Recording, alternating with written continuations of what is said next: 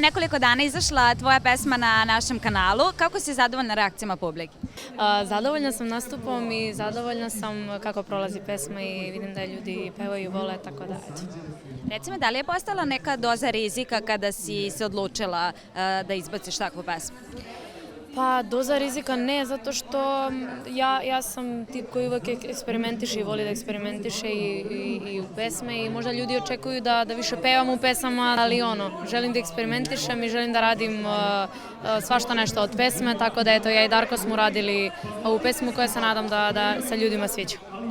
Reci mi, već si bila u jednom muzičkom takmičenju, da li bi se ponovo prijavila za neko takmičenje? Pa mislim da ne, zato što sam tek krenula da radim još pre 2 godine, imam svoju autorsku muziku i snimam već i nastupam kroz Makedoniji, tako da mislim da ne, ali su uglavnom festivali uvek tu. Reci mi, gde pronalaziš inspiraciju kada je muzika u pitanju? Pa to što mi se trenutno dešava u životu, možda to i želim da otpevam u neku od mojih pesama. Inspiracija, pa eto, to može da bude inspiracija. I za kraj reci mi, čiju karijeru bi voljela da imaš, kao koja pevačica sa naše scene?